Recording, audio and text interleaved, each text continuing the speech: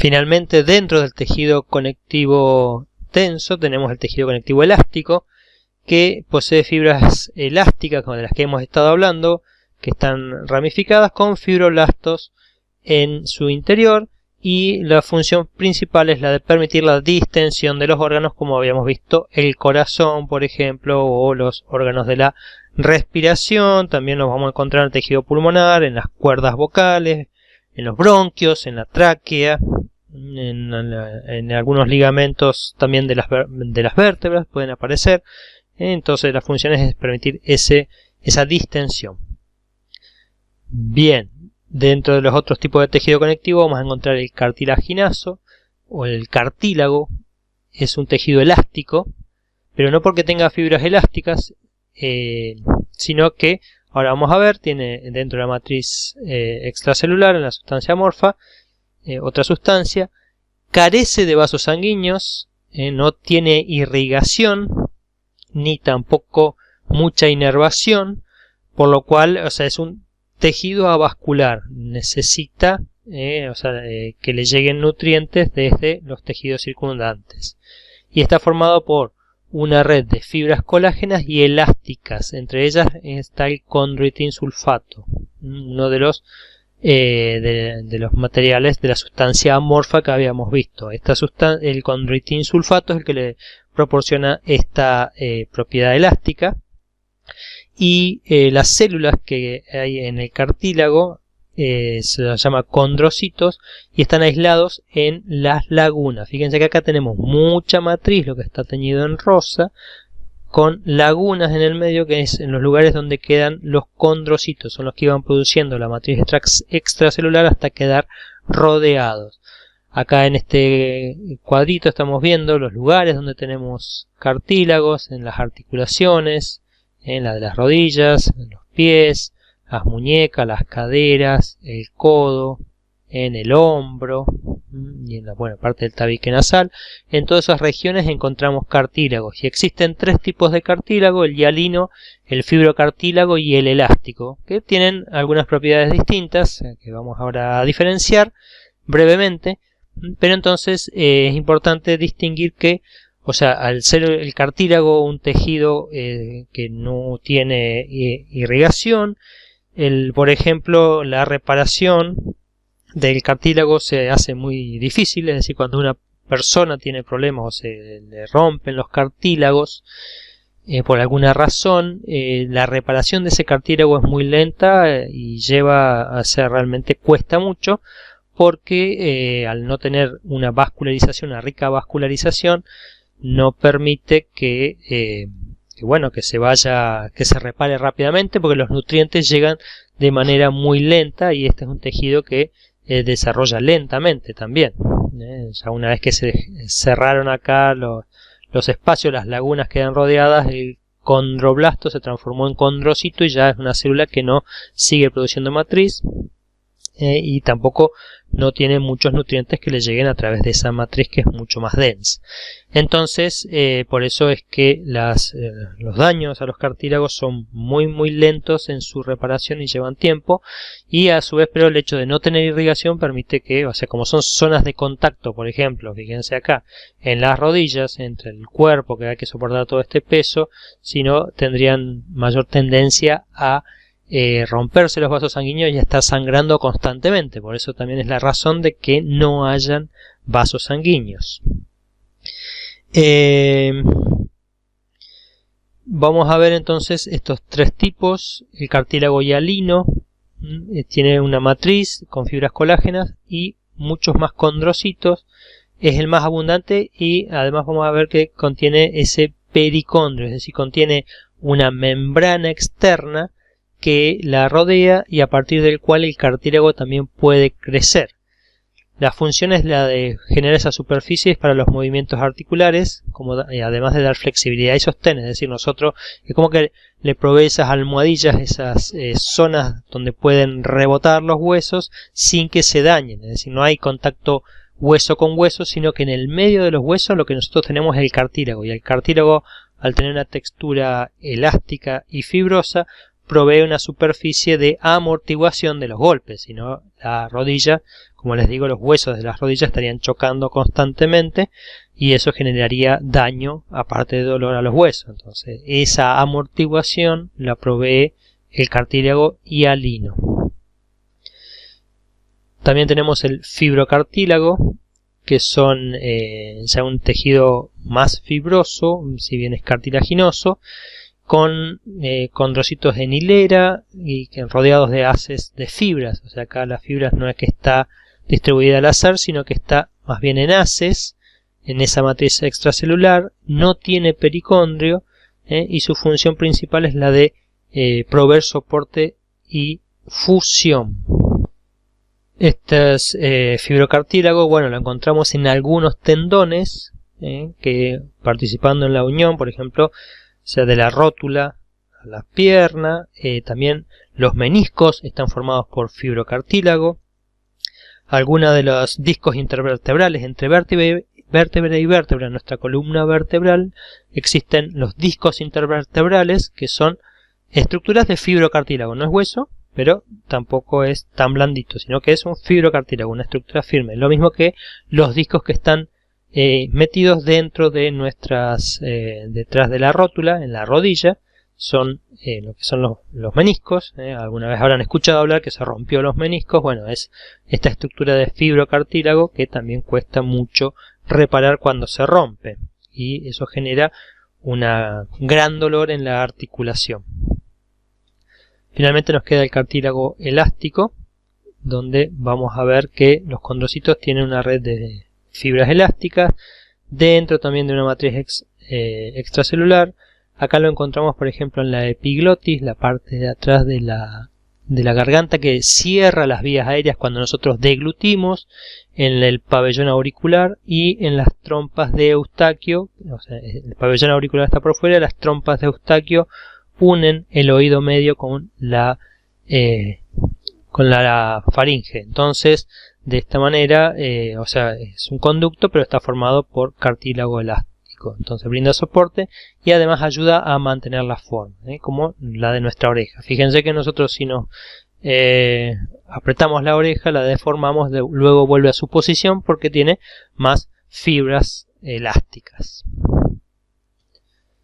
Bien, el anteúltimo tejido que nos tenemos que ver es el tejido óseo, que esta tiene la función de sostener nuestro cuerpo, protegerlo, por ejemplo, las cavidades que forma en nuestra cabeza y en nuestro pecho, que protege los órganos que hay dentro, el cerebro, el corazón, los pulmones.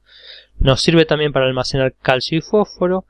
Alberga la médula ósea y la amarilla. La médula ósea es donde se generan las células de la sangre y de nuestro sistema inmune, y en la amarilla, que es un depósito de grasa también, y proveen, o sea, sirven de palancas para el movimiento. O sea, los huesos son los que nos permiten a nosotros movernos. El tejido óseo, si bien ya lo vamos a ver en más detalle, así de manera introductoria, tenemos dos tipos de tejido óseo: el hueso esponjoso, que como vemos acá está formado por trabéculas que generan espacios vacíos que están en ciertas regiones del hueso, y el hueso compacto, que es el que tenemos, por ejemplo, en esta parte larga del hueso, donde ya no hay tantos espacios, y sino que se disponen directamente en haces paralelos, las fibras de colágeno, generando pocos espacios y muy ordenado y muy compacto y muy resistente, la zona de mayor resistencia de los huesos. Entonces, el hueso esponjoso, fíjense que está en los bordes de los huesos largos, por ejemplo, y en algunos huesos cortos. Ya ahora lo vamos a ver en las próximas clases cuando lleguemos a la parte de esqueleto. Y entonces en un mismo hueso podemos encontrar el tejido óseo esponjoso, como este, y el tejido óseo compacto. Entonces el compacto está formado por ostionas, que también se les llama sistemas de Havers. Estas ostionas contienen laminillas, algunas lagunas donde vamos a encontrar los osteocitos, canalículos y canales. Y en todos estos vamos a ver que también siempre existen irrigación e inervación. O sea, el tejido óseo tiene arterias y venas que ingresan a él, lo mismo que nervios. Ahora, el tejido óseo esponjoso contiene trabéculas, y en esas trabéculas está la médula ósea roja. Estas son las trabéculas, que son los distintos pedacitos de hueso que se van uniendo para formar como ese tejido esponjoso. Esponjoso porque queda todos estos espacios vacíos que no están vacíos en un ser vivo, en nosotros, sino que están rellenados esos espacios con células que constituyen la médula ósea roja, las zonas o el órgano encargado de producir las células sanguíneas.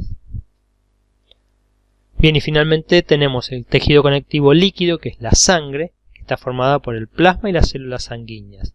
En la sangre tenemos los glóbulos rojos, que son los encargados de transportar el oxígeno y el dióxido de carbono, o sea, el oxígeno hacia los tejidos y el dióxido de carbono desde los tejidos hacia los pulmones, los glóbulos blancos o leucocitos y las plaquetas. Los glóbulos blancos, fíjense que una característica de los glóbulos rojos es que no tienen núcleo, mientras que la de los glóbulos blancos es que sí tienen núcleo. Es decir, que los glóbulos rojos, si bien son las células mayoritarias de nuestro organismo, son células que ya no tienen núcleo y solo tienen función metabólica hasta que se les agota su tiempo, porque al no tener núcleo no tienen material genético, y una vez que ya cumplieron su ciclo de vida son eliminados, porque es como una etapa terminal de una célula, o sea, de esas células sanguíneas que solo tienen la función de transportar sangre hasta que ya se deforman demasiado y son eliminados. Mientras que los glóbulos blancos son células, digamos, metabólicamente activas, con material genético, que tienen la capacidad de transformarse en distintas células, en células, pasar a los tejidos, donde van a cumplir una función quizás de, como podemos decir, de fagocitosis, de protección, de sintetizar o generar anticuerpos, ¿no? Y por otro lado encontramos las plaquetas, que las plaquetas directamente no son consideradas células, sino que son pedacitos de células que se van rompiendo en la médula ósea para generar estas plaquetas que contienen sustancias que permiten la coagulación, es decir, el tapón plaquetario. Cuando hay una ruptura de los vasos sanguíneos, los primeros que se pegan son las plaquetas, reconocen esa ruptura y se pegan, generando un tapón, que se dice tapón plaquetario, como un pegamento que se une en principio y evita la pérdida de sangre a través de esos agujeros que se producen en la vasculatura. Así cuando tenemos una hemorragia o nos cortamos, que sale sangre, bueno, esa sangre en principio empieza a disminuir su salida porque las que están actuando ahí son las plaquetas. O sea que por eso nos dice las plaquetas participan en la coagulación sanguínea. Bien, y en el tema, o sea, ya que hemos visto el tema de tejido epitelial y tejido conectivo, ahora hablamos un poquito de lo que son las membranas. Las membranas son esas láminas planas de un tejido flexible que están formadas, o sea, recubriendo alguna parte del cuerpo, y es una combinación de una capa epitelial con una parte del tejido conectivo. Entonces, eso son las membranas, y tenemos de tres tipos principalmente: las mucosas, que tapizan las cavidades de las partes del cuerpo que van a desembocar directamente en el exterior; las membranas cerosas, que tapizan las cavidades corporales que no desembocan en el exterior. Ya habíamos hablado, la membrana del pericardio, el peritoneo, son membranas que contienen sus membranas cerosas. Y después tenemos el tercer tipo de membrana, que es la piel. La piel es un tipo de membrana que recubre nuestro organismo, o sea, tiene una capa epitelial y una capa de tejido conectivo que ya vamos a ir viendo en sistema tegumentario fundamentalmente.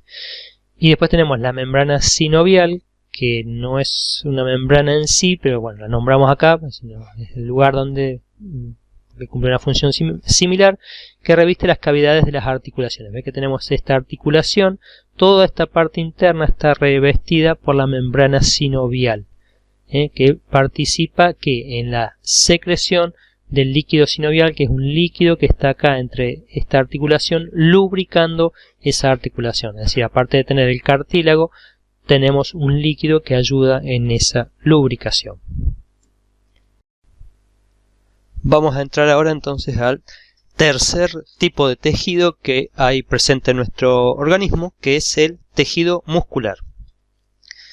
Este tejido vamos a ver que está formado por células alargadas, o sea, llamadas fibras. Acá lo que vamos a ver, sí, que la célula muscular se la llama fibra también, y esa misma célula es grande, puede, sobre todo en el músculo que está en nuestros músculos que son voluntarios, que ahora lo vamos a ver en la clasificación, pueden tener fibras que son cilíndricas, son como cilindros y muy largos, aunque sean finitos porque no los vemos, pero pueden tener hasta centímetros de largo en los huesos largos, donde tenemos músculos largos que abarcan todo ese hueso, como por ejemplo en la pierna o en los brazos.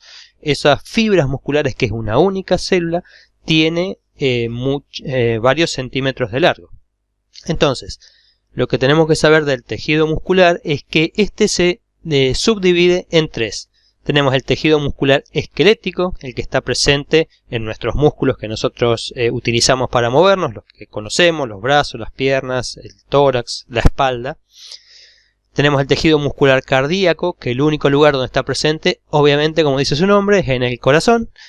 Y finalmente el tejido muscular liso, es el tejido muscular que está en la capa externa de los órganos huecos, de los órganos internos, como puede ser el estómago, el esófago, todo el intestino delgado, intestino grueso, porque estos también tienen movilidad, y esa movilidad está dada por el músculo liso. Tienen unas características, y por eso se va a decir que el tejido muscular, o sea, tiene estriaciones, son como pequeñas banditas cuando uno lo observa al microscopio, ahora lo vamos a ver en más detalle, pero entonces se dice, esas estriaciones se deben a las fibras que tienen, a las proteínas, y cómo se ordenan. Presentan estriaciones el tejido muscular esquelético y el tejido muscular cardíaco, pero no el tejido muscular liso. Entonces, tenemos tres tipos de tejidos musculares: esquelético, cardíaco y liso. Esto es importantísimo que lo sepamos y que lo incorporemos, y que las características del esquelético y el cardíaco es que son estriados, mientras que el liso es no estriado. No son las únicas características, ya que ahora cada una también tiene sus particularidades que vamos a ir viendo brevemente. Esto es una introducción. Después el esquelético lo vamos a ver bien en su tema de músculos, y en el de cardíaco en el tema de la parte de corazón, mientras que lo del liso lo vamos a ir viendo a medida que veamos los distintos órganos, pero vamos a ver las generalidades de estos tejidos. El tejido muscular esquelético está unido a hueso siempre, como vemos acá, tiene un tendón que une el tejido muscular al hueso, y es el que permite los movimientos voluntarios del cuerpo, es decir, es lo que los músculos que nosotros controlamos. Por eso se dice que es control voluntario. Tienen forma de cilindro, es un cilindro, pero esta es una de las pocas células en nuestro cuerpo que tienen muchos núcleos, ¿sí? Es una célula larga con muchos núcleos, porque se forma de la fusión. Cuando se está en el feto en desarrollo, primero son células individuales con un único núcleo que después se fusionan todas, entonces quedan una célula muy grandota pero con muchos núcleos. Casi por eso les digo, la única excepción en nuestro cuerpo donde la célula en sí presenta muchos núcleos por célula, ¿sí? A su vez, estas células se agrupan de manera paralela, ¿sí? Que acuérdense que la célula acá se la llama la fibra muscular, o sea, una fibra muscular, estamos hablando de una célula. Entonces estas células se agrupan de manera paralela y forman lo que es el músculo. O sea, un músculo tiene muchas células o fibras musculares. Y está presente, entonces decíamos, en nuestros músculos que generan movimiento, también en los de la cara, los de la espalda, y sobre todo es voluntario, es decir, nosotros tenemos conciencia sobre el movimiento de esos músculos, o sea, los movemos a voluntad. En el corazón, que también es una fibra estriada, está formando las paredes musculares del corazón. El corazón, acuérdense que se contrae y se dilata, y esa contracción está mediada por el músculo, y ese músculo es el músculo cardíaco, ¿sí? Es un músculo muy potente. Imagínense que el corazón está latiendo de manera constante toda nuestra vida. Si deja de latir, obviamente nos morimos. Entonces es un músculo muy fuerte, una pared muy gruesa, que permite esos latidos, y este, a diferencia del esquelético, es involuntario, es decir, nosotros no tenemos control sobre los latidos cardíacos. Las fibras son distintas, ahora las vamos a ver un poco más en detalle, pero tienen un único núcleo, no son multinucleadas, no tienen varios núcleos, tienen uno solo, y las fibras, en vez de ser alargadas o cilindros como estas, son fibras ramificadas, ¿sí? Tienen como forma, digamos, de largas, donde después al final se terminan dividiendo en ramitas. Y las fibras están unidas unas con otras mediante discos intercalares, es decir, cuando termina una fibra se une con la otra a través de una estructura que se llama el disco intercalar. Y el tercer tipo de tejido muscular, el liso, decíamos, lo encontramos en las paredes internas huecas, como los vasos sanguíneos tienen tejido muscular, las vías aéreas tienen tejido muscular, el tubo digestivo tiene tejido muscular liso, la vesícula biliar y la vejiga urinaria. Y son involuntarios, o sea, todo aquel órgano que tiene tejido muscular liso no está bajo el control voluntario nuestro. Es decir, nosotros no somos conscientes de que se está contrayendo nuestro tubo digestivo para hacer avanzar el bolo alimenticio, por ejemplo, ni durante la respiración, que la tráquea, los alvéolos se pueden estirar, o dilatar o contraer también cuando se cierran vieron por ahí una respuesta, como decíamos el otro día, con histamina, el otro día no, más adelante, más atrás en la clase hablábamos de la histamina. Esa histamina generaba contracción, por ejemplo, de los conductos como la tráquea o más finos, porque al tener capa muscular genera que esa capa muscular se contraiga y por lo tanto se cierren esos pasajes de aire. Y lo mismo también pasa con las arterias, que tienen una determinada tensión y se pueden dilatar o contraer el músculo liso de manera tal que aumentar o disminuir la presión sanguínea, que también ya hemos visto en ejemplos, ¿no? Bien, ¿cuáles son las funciones entonces de los músculos? De los tres tipos de tejido: producir movimientos corporales, tanto de nuestras partes físicas como de nuestros órganos. La mímica, ¿sí? Porque nosotros, si bien no producimos un movimiento con nuestra cara, sí los músculos de nuestra cara producen la mímica, es decir, la expresión o la expresividad que tenemos en nuestro rostro.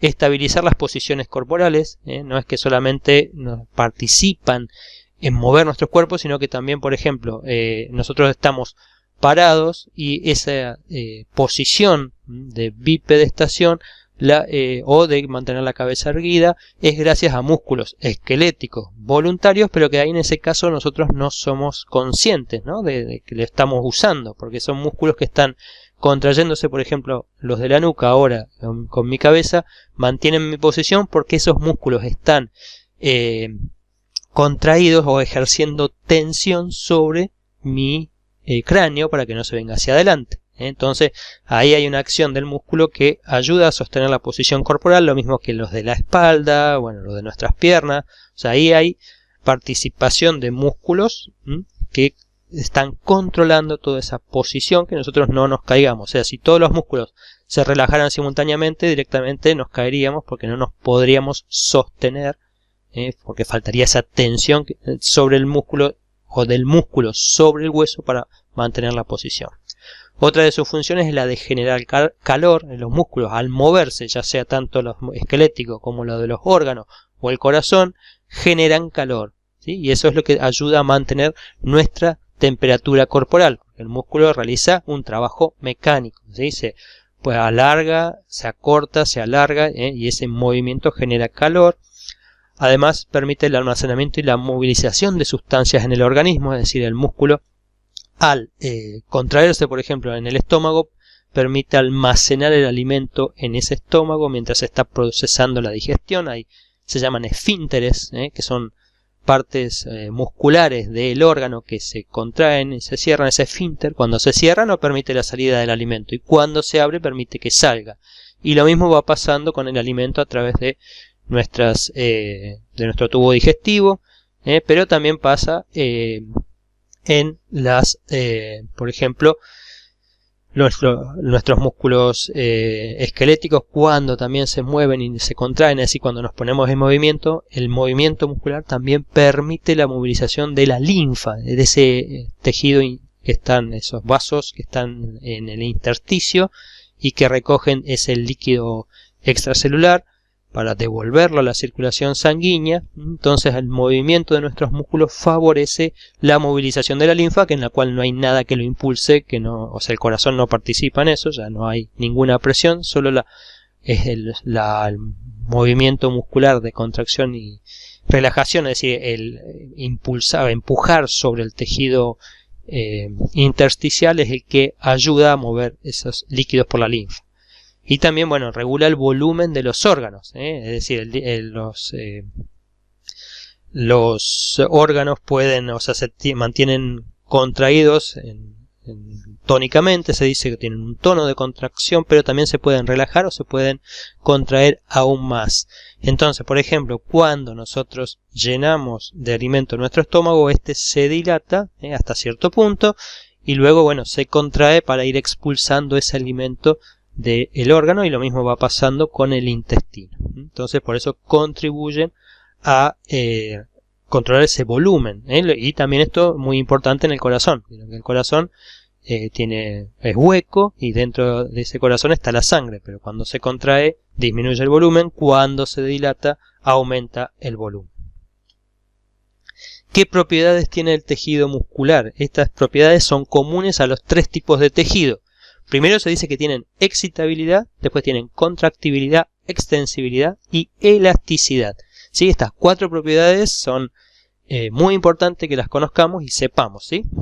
Entonces, la excitabilidad nos habla de que pueden responder a estímulos químicos, es decir, tienen la capacidad de generar lo que se llama un potencial de acción muscular.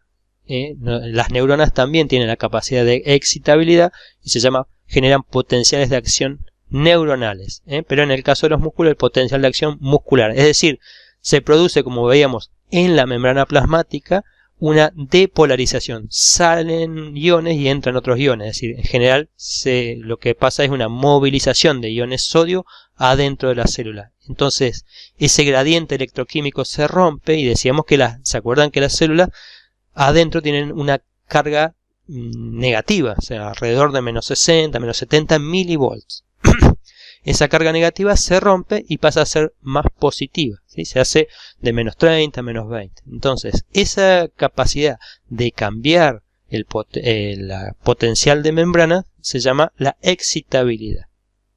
La contractibilidad es otra de esas propiedades, que es la capacidad que tiene la fibra de acortarse, y cuando se acorta también realiza un trabajo, o sea, hace fuerza.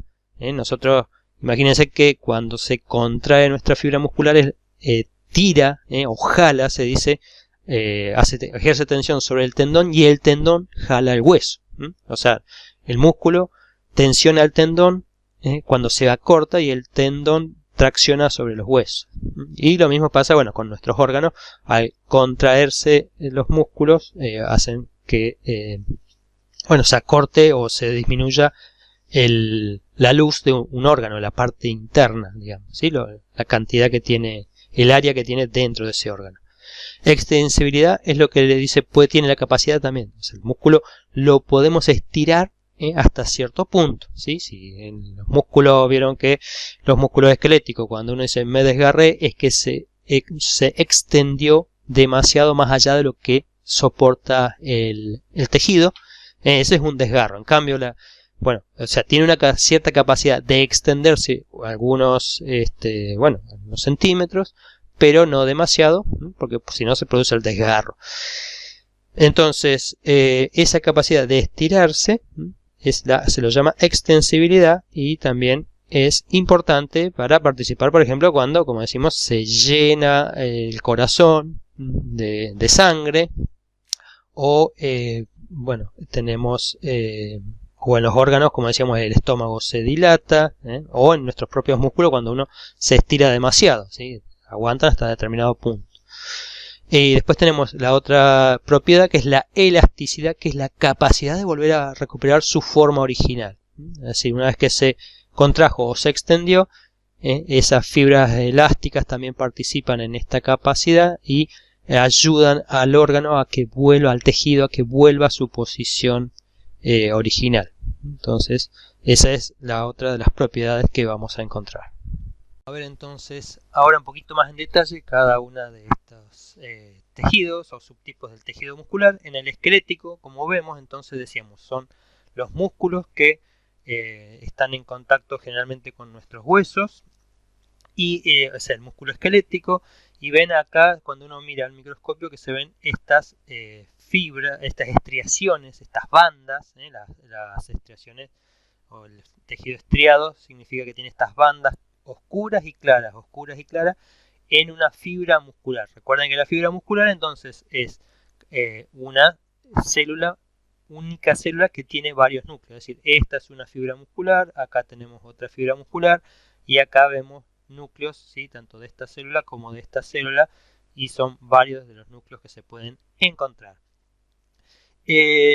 Como decíamos, las características es que está bajo el control voluntario y habitualmente lo vamos a encontrar en unidad o tendones y huesos, y la función que tiene es la que ya habíamos visto en postura, producción de calor, protección y movimiento.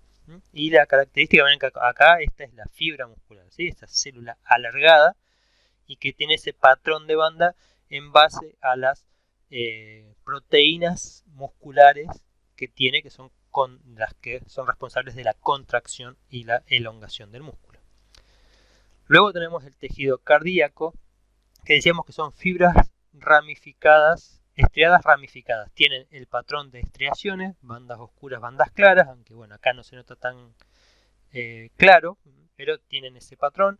Están presentes únicamente en el corazón. El corazón tiene una capa muscular como órgano, y es una capa de tejido muscular muy gruesa, muy importante, ya que, como les decía, es un órgano que está toda su vida contrayéndose y relajándose. Y fíjense cómo las células que son esquemáticas, ¿no? Son ramificadas, tienen estas saliencias, o sea, se dividen, tienen como protrusiones.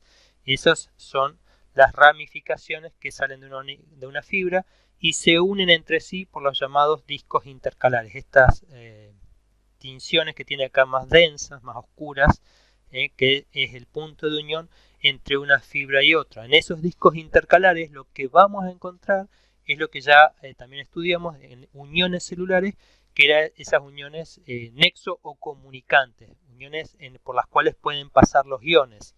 Y eso es importante para el tejido muscular para que se contraiga a la vez. Es decir, cuando se produce, recuerden que tienen excitabilidad, se produce una depolarización de alguna de estas fibras cardíacas, o sea, hay un marcapaso, se llama, interno en el corazón, que es el que determina cuándo se tiene que contraer el músculo. Entonces, cuando larga la señal, que va a ser en esta parte superior del corazón, en un nódulo que se lo llama el nódulo sinusal, se depolariza y esa depolarización se transmite inmediatamente al resto del corazón, y en eso tiene mucha importancia estos discos intercalares que permiten la comunicación de iones y por lo tanto eléctrica, ¿sí? Porque la comunicación, al moverse cargas, pues generamos una corriente eléctrica. Entonces toda esa corriente eléctrica movida por átomos, no por electrones, que es la que vemos habitualmente con la que funcionan nuestros aparatos, esa electricidad es por electrones. Esta es una electricidad generada por movimiento de cargas de iones. Entonces todas esas cargas, esos movimientos se transmiten de manera muy veloz a través de estos discos intercalares. Bien, bueno, la localización en las paredes del corazón, y la función es la de bombear sangre a todo el organismo. Y finalmente, en el tejido muscular, vamos a encontrar el tercer tipo de tejido muscular, que es el tejido muscular liso, que está, como decíamos, formando parte de las paredes de los órganos huecos. Ven que acá tenemos una capa de epitelio, una capa de tejido conectivo y una capa de tejido muscular. Esto, por ejemplo, es una arteria. Pero lo mismo va a pasar en el intestino, el estómago, etc. Tiene las capas musculares, o sea, las fibras musculares lisas son de esta forma, una fibra alargada, finita, se dice ausada. Acá, bueno, tenemos ausada en forma de huso. El huso es algo alargado con dos puntitas en sus extremos, y estas tienen un único núcleo, al igual que la fibra muscular cardíaca, y no presenta ese patrón de estriaciones, y recordemos que está bajo el control involuntario. Está presente, bueno, en el iris del ojo, en las paredes de las estructuras huecas, ya habíamos visto, vasos sanguíneos, pulmonares, estómago, intestino, vesícula biliar, vejiga urinaria y en el útero. Tiene que producir la movilidad, ¿sí?, de los vasos sanguíneos, de las vías aéreas, de las vías digestivas, de la vejiga urinaria también, es decir, la vejiga urinaria está bajo el control involuntario. ¿Vieron? Cuando sentimos ganas de ir al baño porque está llena nuestra vejiga urinaria, o sea, al distenderse la vejiga también quiere retornar a su posición, entonces eso es lo que nos da las ganas de hacer pis, de orinar, o del reflejo de la micción, y no se pierde esa orina porque está el esfínter de salida está bajo el control voluntario, es decir, nosotros podemos voluntariamente mantener el esfínter contraído para que no salga el líquido, o sea, la orina, cuando nosotros no queremos, sino cuando nosotros voluntariamente nos disponemos a hacer la micción, a menos que se supere ese umbral y ya sean tantas las ganas de la micción, de hacer pis, que se salga involuntariamente o se relaje el esfínter de manera involuntaria. Bueno, y también en la vesícula biliar, que es la que permite la salida de la bilis, que es ese producto del hígado que permite la digestión de las grasas. Bien, y con esto ya hemos visto las generalidades del tejido muscular como tejido en sí, en el cual vamos a profundizar cuando veamos más cada uno de estos órganos.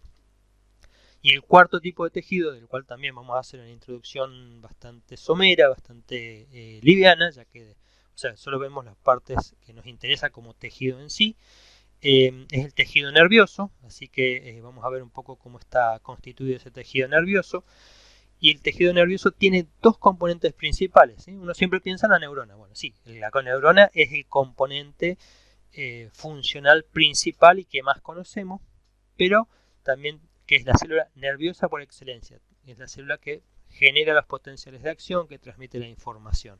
Y después tenemos el segundo tipo de células, que son las intersticiales, las que están en el intersticio, en el entremedio, que son las células gliales, las células de la glía, de las cuales hay varios tipos que también vamos a profundizar un poco más cuando veamos tejido nervioso. Pero estas células gliales, su función es la de sostener a las neuronas, el funcionamiento neuronal. Como ven, forman los recubrimientos sobre, por ejemplo, los axones y las dendritas. Ahora vamos a explicar un poquito qué es eso. Forman la barrera hematoencefálica, o sea, estas de acá son células intersticiales, células de la glía, estas también. Fíjense que forman como esas vainas alrededor de las prolongaciones. Esta es una neurona, y estas otras células que también están en el intersticio, que se encargan de proteger de cualquier tipo de infección o de células que estén de más, etc. También tenemos un tejido conectivo que está por fuera, que forma la envoltura del tejido nervioso, que se la llama las meninges en el sistema nervioso central, y también, bueno, esas vainas que envuelven los nervios, las cápsulas de los ganglios, en general están formando parte del tejido nervioso, pero el tejido nervioso principalmente está constituido o formado por neuronas y células de la glía. El tejido nervioso, vamos a ver que una neurona, que estamos acá, es una célula que tiene un cuerpo y después también tiene prolongaciones. Esas prolongaciones son de dos tipos. Las prolongaciones que son más numerosas son las dendritas, tiene múltiples de estas dendritas y un único axón. ¿Por qué? ¿Cómo lo diferenciamos? Bueno, el axón es único porque es más grueso y además es mucho más largo. Puede tener hasta centímetros y llegar hasta incluso al metro, este axón, esta prolongación. En cambio, las dendritas tienden a ser más cortas y más finas y como más ramificadas, forman como un árbol, mientras que el axón suele ser único, largo y recién se ramifica al final. La función de las neuronas fundamentalmente es la de generar los potenciales de acción, la de transmitir entonces información, responder a estímulos y convertirlos, esos estímulos, en impulsos nerviosos y llevarlos y además transmitirlos. Fundamentalmente, ¿a quién siempre le van a transmitir su información las neuronas?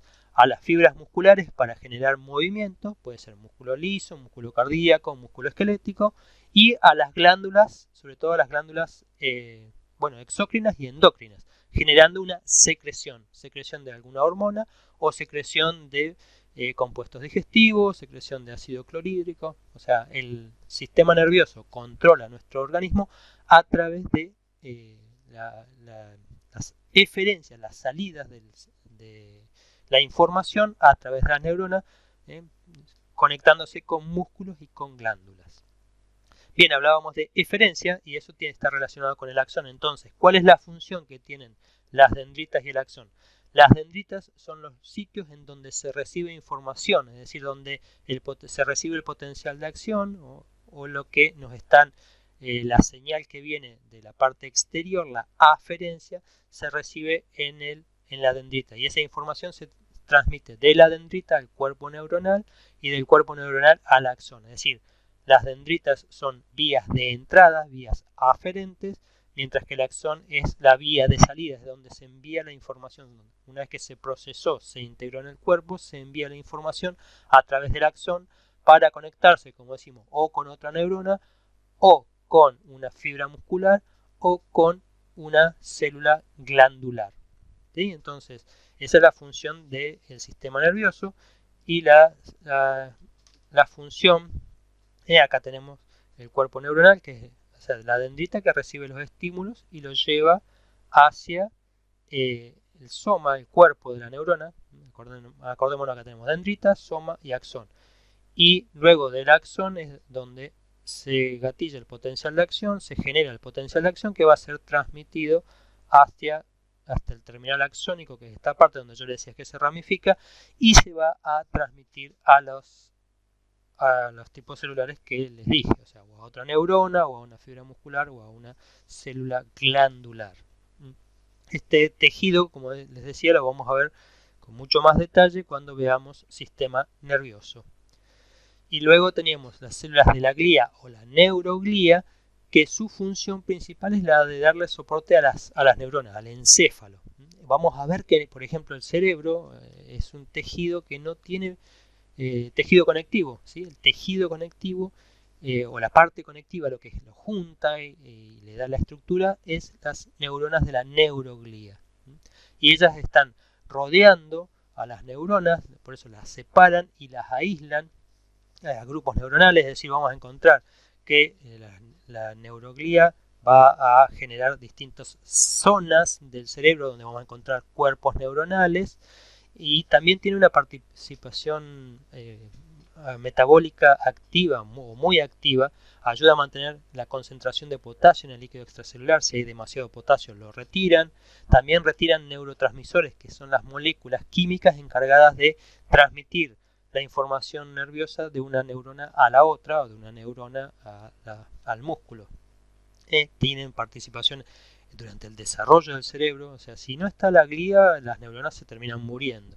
Y si la glía no funciona correctamente, terminan también dañándose las neuronas. Forman lo que se llama la barrera hematoencefálica. ¿Sí? Parte de esta glía, la que estamos viendo acá, interactúa con los vasos sanguíneos y genera como una barrera. ¿Sí? Bueno, por eso se llama barrera hematoencefálica. Una barrera o una filtro selectivo que permite pasar algunas sustancias y otras no. ¿Sí? Es decir, a nuestro tejido nervioso no ingresa cualquier sustancia, y esto se debe a que tenemos la barrera hematoencefálica, en la cual participan la neuroglía, algunas algunas células de la glía especializadas en generar estas barreras, y también el vaso sanguíneo, que también está especializado, donde, por ejemplo, tenemos uniones estrechas en determinados sectores que no permiten el pasaje de sustancias. Incluso hay muchas sustancias que pueden pasar si tienen su transportador específico, si no, la gran mayoría no va a ingresar. Otras tienen participación en la nutrición, ayudan a generar nutrientes que necesita la neurona, algunos incluso ácidos grasos. Bueno, la glucosa no se produce, pero algunos producen hasta cuerpos cetónicos que pueden utilizar las neuronas como fuente de energía. Bueno, algunas también, como les había dicho, aminoácidos que van a ser provistos, factores de crecimiento, producen proteínas que ayudan a desarrollarse las neuronas de manera adecuada. Y también tienen que ver con los procesos de reparación del sistema nervioso, es decir, donde nosotros, por ejemplo, cuando hay algún daño al tejido nervioso, las células de la glía, vemos que hablamos siempre que las neuronas, o conocemos que no se dividen prácticamente a lo largo de la vida, entonces esos espacios que quedan vacíos son rellenados por células de la glía, que como la glía no tiene funciones de transmisión de impulsos nerviosos, o sea, la glía no es excitable como son las neuronas, no tienen esa capacidad, pero sí son las que, o sea, son altamente necesarias para que las neuronas funcionen correctamente, son como de soporte y de ayuda y de le proveen estos factores, y además cuando se daña entonces el tejido nervioso, la glía lo va a rellenar, podemos decir reparar, en el sentido de que no va a quedar ahí aislado, pero no es que va a restaurar las funciones de las neuronas que se pierden. Bien, entonces con esto hemos concluido esta clase 8, en la cual hemos hablado de los tejidos de nuestro organismo, que recordemos son 4, y desde el epitelial, el conectivo, el muscular y el nervioso, cada uno con sus subdivisiones y sus características que hemos visto en esta clase.